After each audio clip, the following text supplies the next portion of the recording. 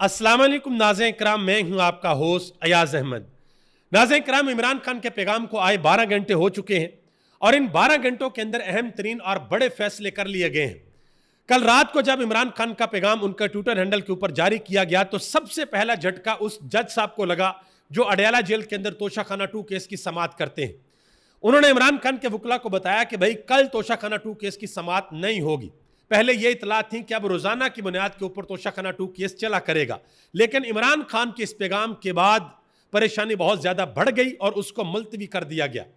पाकिस्तान तहरीक इंसाफ के अंदर भी बहुत से लोग परेशान हैं, हुकूमत भी इस सदमे से दो चार है और पाकिस्तान का निज़ाम, पाकिस्तान का जो सिस्टम है वो भी हैरान परेशान है, क्योंकि बहुत से लोग ये सोचते थे कि एक पॉइंट के ऊपर आकर इमरान खान टूट जाएंगे।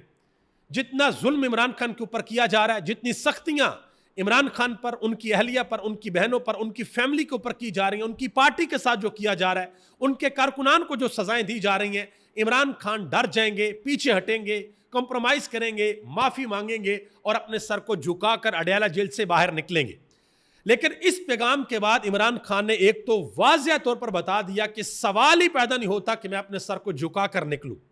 इमरान खान ने बता दिया है कि अगर मैं अडयाला जेल से बाहर निकलूंगा तो अपने सर को उठाकर निकलूंगा और बगैर किसी डील के, बगैर किसी कंप्रोमाइज के निकलूंगा, बगैर माफी मांगे निकलूंगा। बल्कि माफी के ऊपर तो इमरान खान ने यहां तक कह दिया कि माफी मैं नहीं बल्कि माफी तुम आकर मुझसे मांगो और मैं तुम्हें माफ कर दूंगा। अब ये जो पैगाम इमरान खान ने अडयाला जेल से दिया है ना, ये पैगाम कोई आम पैगाम नहीं है। इसमें इमरान खान ने एक तीर से दो नहीं बल्कि कई शिकार किए हैं। मैं सारी की सारी चीजें आपके सामने रखने के लिए जा रहा हूं और इस पैगाम के बाद जो पाकिस्तान तहरीक इंसाफ के अंदर जो भूचाल आया हुआ है उसकी तफसीलात भी आपके सामने रखता हूं। सैलाब के हवाले से बड़ी अहम तरीन तफसीलात सामने आ चुकी हैं, वो भी आपके सामने रखने के लिए जा रहा हूं। गुजारिश करूंगा कि वीडियो को लाइक करके चैनल को सब्सक्राइब कर लें ताकि ये इंफॉर्मेशन आप लोगों तक पहुंचती रहे। सबसे पहले नंबर पर इमरान खान का पैगाम आपके सामने रखता हूं। पहली लाइन ही इमरान खान ने क्या लिखी है, जो पैगाम है इमरान खान का। इमरान खान ने कहा कि आसिम मुनीर में ताकत की बहुत भूख है, इसीलिए इसने बदतरीन आमरीत कायम कर रखी है। मुझसे माफी का मुतालबा करने की बजाय आसिम मुनीर को मुझसे माफी मांगनी चाहिए। 9 मई इसी ने करवाई जिसने सीसीटीवी फुटेज चुराई।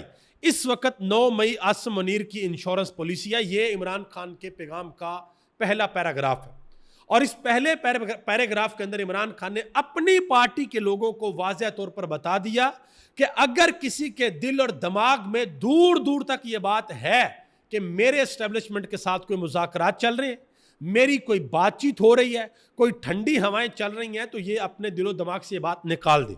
ये इमरान खान ने वाज़िया तौर पर बता दिया।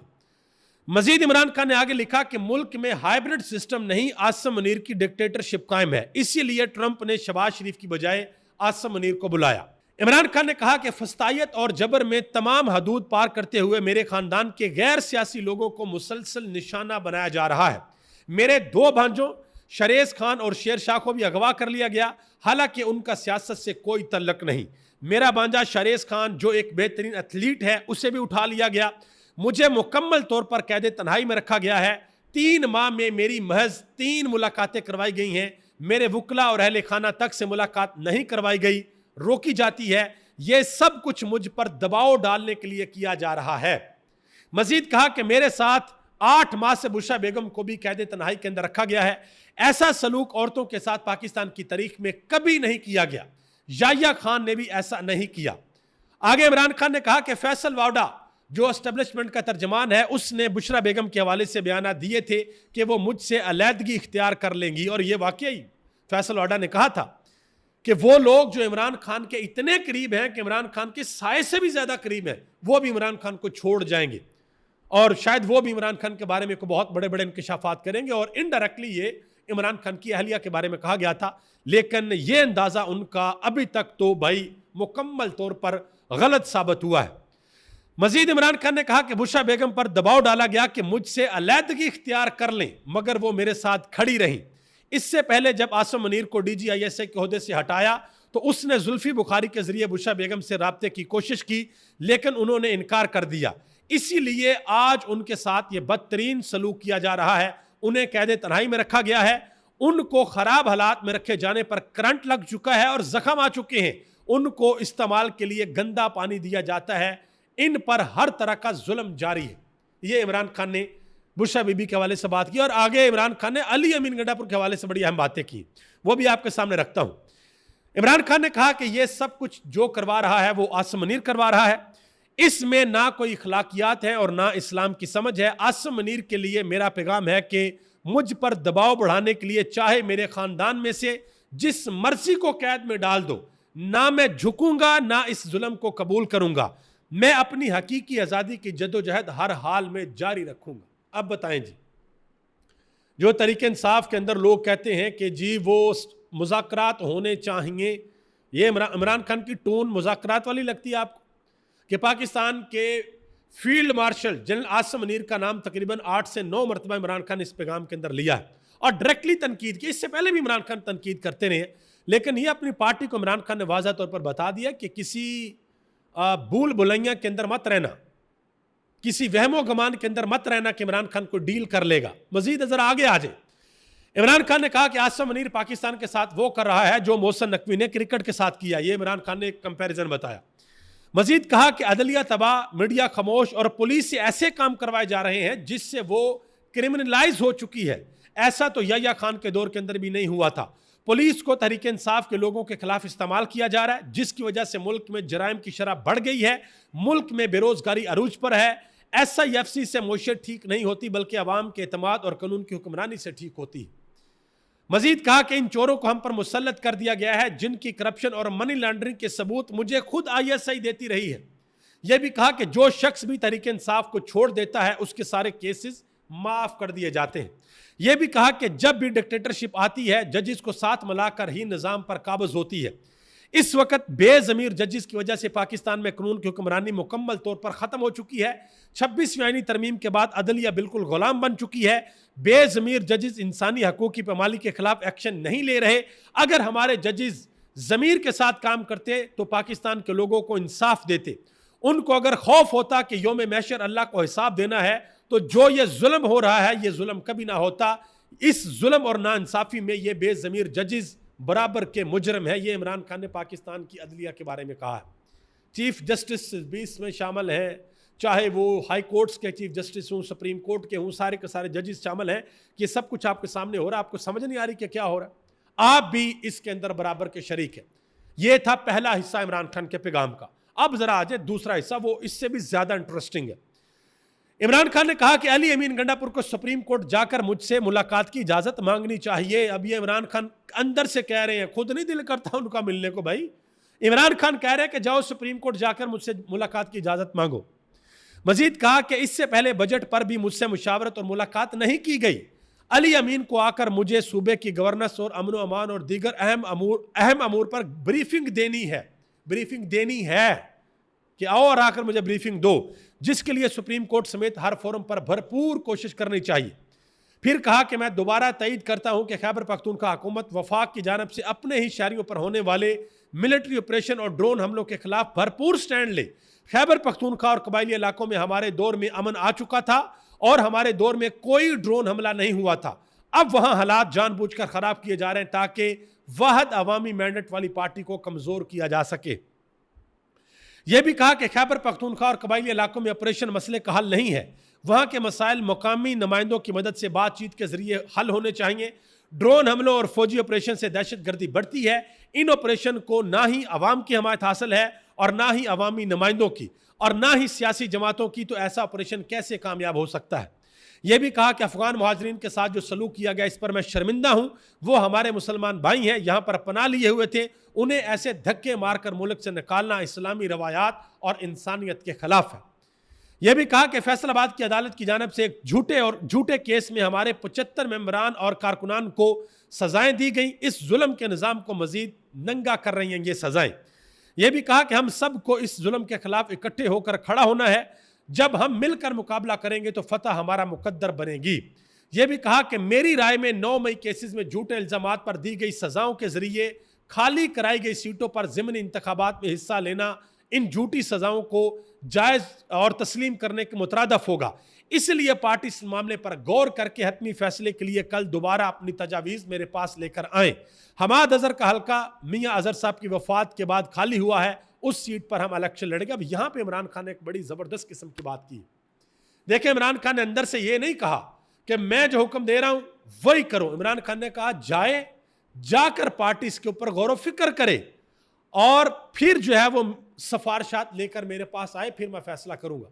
तो जो पार्टी ने फैसला किया है वो हो गया, वो भी आपको बताता हूं। थोड़ा सा इमरान खान का पैगाम रह गया।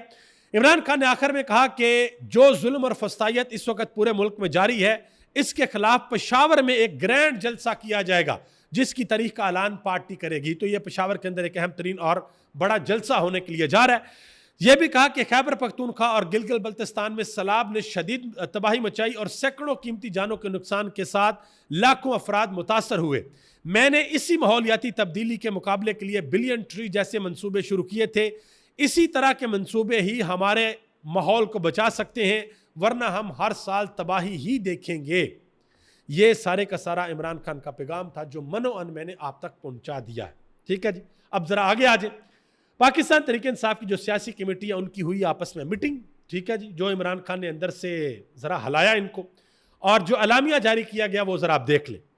अलामिया यह है जी, सियासी कमेटी ने मुतफ़क्का तौर पर यह फैसला किया है कि जिन हलकों में पाकिस्तान तहरीक इंसाफ के अरकान असम्बली को 9 मई के मुकदमात में सजाओं के बाद नाअहल किया गया है, पार्टी इन तमाम अरकान को अपना हकीकी नुमाइंदा समझती है और इन हलकों में होने वाले तमाम ज़मनी इंतखाबात का एहतजाजन बायकॉट करती है कि अब वहाँ पर तहरीक इंसाफ हिस्सा नहीं लेगी। ठीक है, और यह बात हुकूमत के लिए अच्छी खासी परेशान कुन होगी। आगे आ जाए, दूसरा काम जो हुआ है, अली अमीन गंडापुर ने इमरान खान से मुलाकात करने के लिए सुप्रीम कोर्ट से रजू कर लिया है, दरख्वास्त दायर कर दी है। ठीक है जी, इसके अलावा इमरान खान ने जो कहा था जी कमेटियों से इस्तीफे दें, कायमा कमेटियों से, उस हवाले से भी अहम तरीन डेवलपमेंट्स हुई हैं। जुनेद अकबर खान ने इस हवाले से बड़ी अहम बात की है। उन्होंने कहा जी मेरी ही कारकर्दगी को ना देखें, माजी में मुझसे बड़े बड़े नाम रहे हैं, सारी जिम्मेदारी चेयरमैन की नहीं होती। उन्होंने कहा कि बैरिस्टर गौहर अली खान के ऊपर मुझे अफसोस है, मैंने उनको ये कहा था कि मैं दोनों ओहदे छोड़ने को तैयार हूं, लेकिन उन्होंने जाकर इमरान खान को कहा कि वो जो पब्लिक अकाउंट कमेटी की चेयरमैनशिप है उसको रखना चाहते हैं और सूबाई सदारत को वो छोड़ना चाहते हैं। उन्होंने कहा जी ऐसा नहीं है। उन्होंने कहा जी अब मैं दोनों छोड़ूंगा और जब मैं फारग हो जाऊंगा तो अपनी कारकर्दगी के अलावा बाकी सब की भी मैं बताऊंगा कि बाकी सब क्या कर रहे हैं। आगे आ जाए, सनाउल्लाह मस्ती खेल, उन्होंने कह दिया जी पार्टी ने फैसला किया है और हम जो स्टैंडिंग कमेटी से हैं और उससे इस्तीफ़ा दे दिया और बाकी कमेटियों से भी इस्तीफ़ा दे रहे हैं। इसके अलावा बैरिस्टर उमैर खान न्याजी, उन्होंने भी इस्तीफ़ा दे दिया है। इसके अलावा MNA साजिद खान महमद, उन्होंने भी इस्तीफ़ा दे दिया है। और ये इमरान खान के पैगाम के 12 घंटे के बाद की सूरत हाल है कि तहरीक इंसाफ के अंदर भी दौड़ लगी हुई है, हुकूमत भी परेशान है और सिस्टम भी अच्छा खासा हिला हुआ है कि भाई करें क्या हम इस इमरान खान का, क्योंकि इमरान खान ने तो अंदर बिल्कुल भी डरने से, पीछे हटने से, झुकने से, माफ़ी मांगने से मुकम्मल तौर पर इनकार कर दिया। ठीक है जी, अब जरा आगे आ जाए जी, जो सैलाब की सूरत हाल है उसकी तफसीलात आपके सामने रख दूँ। अभी तक के जो सूरत हाल है, दराए चनाब के अंदर मराला के मकाम पर जो सैलाब है और वो इंतहाई ऊंचे दर्जे का हो चुका है। खानकी के मकाम पर सूरत हाल ख़राब हो रही है। दरिया रावी के अंदर जसड़ के मकाम पर ऊंचे दर्जे का सैलाब है। शदरा के मकाम पर दरमियानी दर्जे का सैलाब है। बल्लो की पर जो हेड वर्क्स है वहाँ पर दरमियानी दर्जे का सैलाब है। दरिया सतलुज में गंडा सिंह वाला जो मकाम है वहाँ पर ऊंचे दर्जे का सैलाब है। हड सलमानी का जो मकाम है वहाँ पर दरमियाने दर्जे का सैलाब है। सियालकोट की जो सूरत हाल है वो बड़ी ख़राब है। और इस वक्त ये भी इतलात आ रही हैं कि कादराबाद में जो दरिया चनाब से मुंसलिक एक बंद था उसको धमाका खेज मवाद से उड़ा दिया गया है ताकि जो वहाँ पर दूसरी चीज़ें हैं उनको बचाया जा सके। और सियालकोट से जो वीडियोज़ आ रही हैं वो बड़ी अफसोसनाक वीडियोज़ हैं, मैं आपके सामने रखता हूँ, ये आप देख लें। और कुछ वीडियो इंडिया से भी आ रही हैं, वहाँ की सूरत हाल भी आपके सामने है, ये आप देख लें। और इंडिया से बहुत से मवेशी भी हैं जो इस सैलाब में पाकिस्तान में आ रहे हैं, क्योंकि वहाँ पर भी बारिशें बहुत ज़्यादा हुई हैं इंडिया की तरफ और उन्होंने जो पानी है वो छोड़ दिया है। ये पाकिस्तान के अंदर आप देख लें, ये ट्रेन गुजर रही है, जो ट्रेन का पुल है ये अमूमन आपको पता है दरिया से या नहरों से काफ़ी ऊंचा होता है। तो ये कसूर की वीडियो है, आप देख लें कि पानी बिल्कुल जब पुल के जो है वो करीब पहुँचा हुआ है। और जो पंजाब डिज़ास्टर मैनेजमेंट अथॉरिटी है उनकी जानब से एक अहम तरीन पैगाम जारी किया गया, वो मैं आपके सामने रखता हूँ, ये आप देख सकते हैं। ये पैगाम उनकी तरफ से जारी किया गया है। और रिहाना डार ने एक अहम तरीन ट्वीट किया है। उन्होंने कहा जी सियालकोट के अवाम इस वक्त शदीद आजमाइश में है, लगातार बारिशों और भारत की जानब से पानी छोड़ने के नतीजे में सैलाबी रोलों ने घरों, खेतों और सड़कों को लपेट में ले लिया है। यह सूरत हाल ना सिर्फ जानी नुकसान का बायस बन सकती है बल्कि आवाम की रोज़मर्रा ज़िंदगी और रोज़गार पर भी बराह रास्त असर डाल सकती है। उन्होंने कहा कि मैं सियालकोट के हर फर्द के दुख और परेशानी को अपना समझती हूँ। यह वक्त सियासत या इख्तलाफात का नहीं बल्कि एक दूसरे का सहारा बनने का है। मैं हुकूमत पाकिस्तान से पुरजोर मुतालबा करती हूँ कि फौरी तौर पर रेस्क्यू ऑपरेशन तेज़ कर दिए जाएँ, रिलीफ कैंप कायम किए जाएँ और इस बात को यकीनी बनाया जाए कि शहरियों की जान या माल अदम तवज्जो के बायस खतरे में ना पड़े। उन्होंने कहा कि साथ ही मैं पाकिस्तान तहरीक इंसाफ के तमाम रजाकारों, वर्कर्स और जवानों से अपील करती हूँ कि सियासत को एक तरफ रखकर इंसानियत की खिदमत के लिए मैदान में निकलें, अपने मोहल्ले, अपने गांव, अपने शहर के लोगों की मदद करें। ये ना देखें कि जिम्मेदारी किसकी है। सैलाब जैसी आफत का मुकाबला सिर्फ इज्तमाई कोशिशों और जज्बा खिदमत से ही मुमकिन हो सकता है।